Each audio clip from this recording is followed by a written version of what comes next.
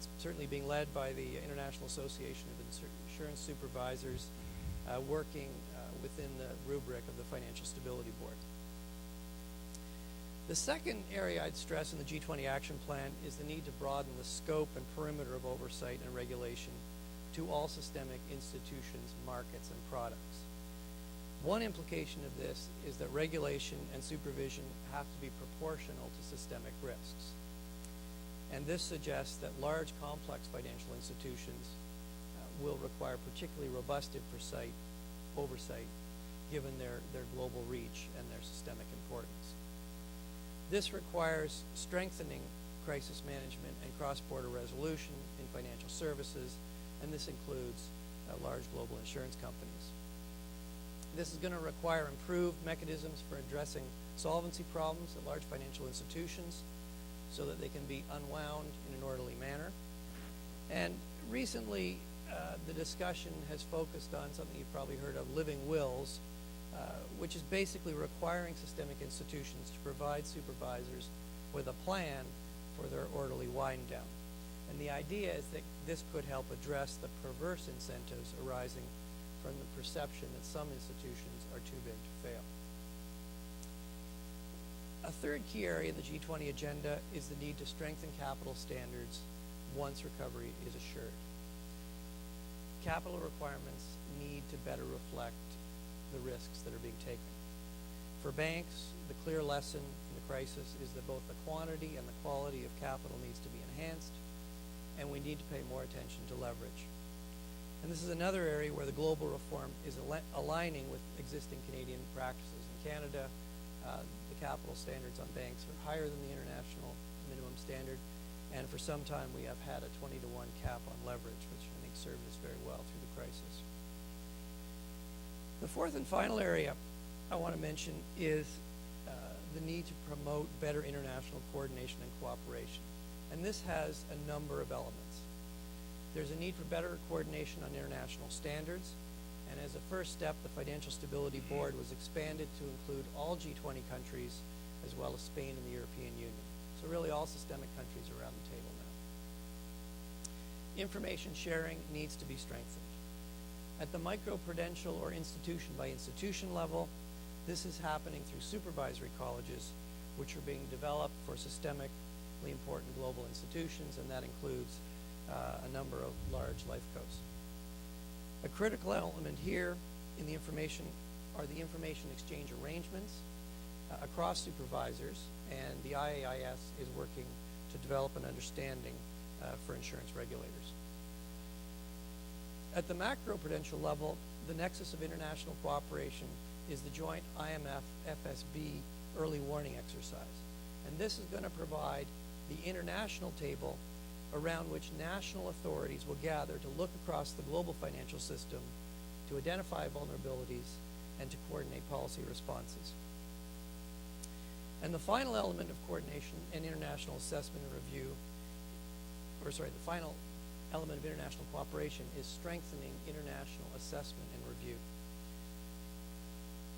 If we want higher international standards to be effective, they've got to be implemented.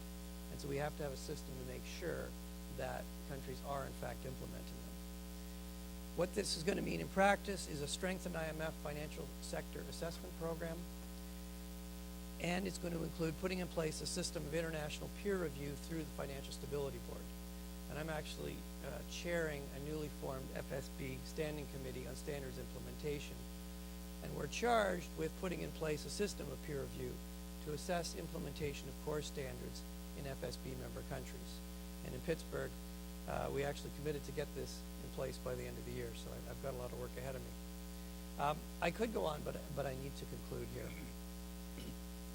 Just a last comment. The good news is our economies are starting to recover.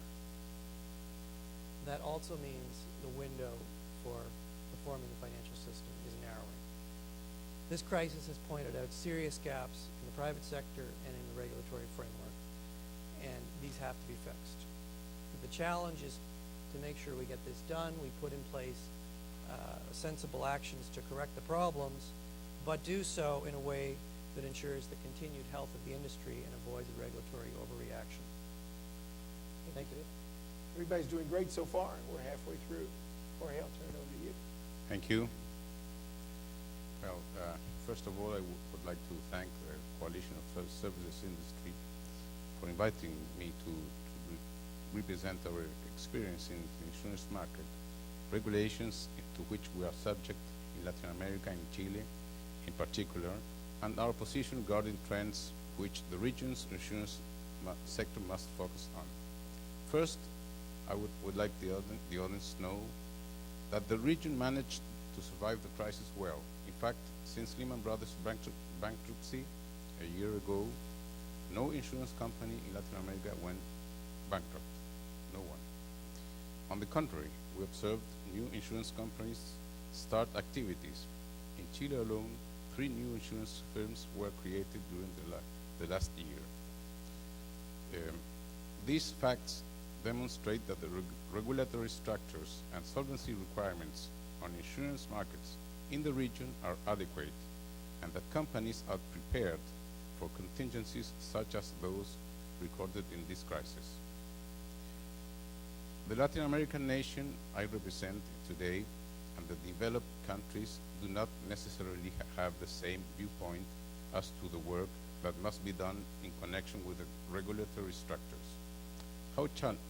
Our challenge is how to achieve a healthy, lasting balance between regulatory framework and appropriate supervision on one side, and simultaneously generate the conditions necessary to expand insurance market in a region in which insurance coverage and penetration indicators are not satisfactory. This is the main challenge for our region.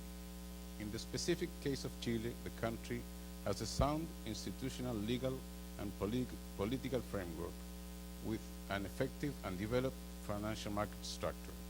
Thus, the financial market performs efficiently under strict supervision and solvency regulations. In Chile, we believe in free market and in competition in order to steadily become better. Along these lines, our sector has shown vigorous growth, constantly seeking to meet the needs of our clients. Furthermore, we are firmly convinced that progress goes hand in hand with being open to international experiences, which is why we strongly support free trade and globalization. However, we know that every market has its own special features, and therefore local vision and regulation is essential. This certainty has resulted in a strong insurance industry in Chile. In fact, since the opening up of trade in Chile in the early 80s, insurance premiums have multiplied 21 times.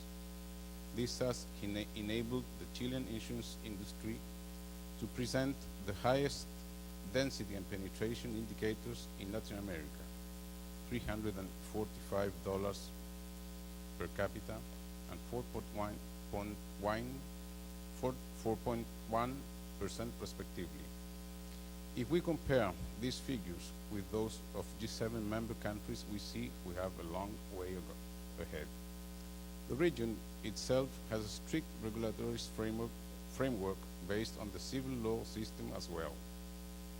The predominant civil law principle in Latin America is to provide all citizens with an accessible and written compilation of laws which apply to them and which judges must follow.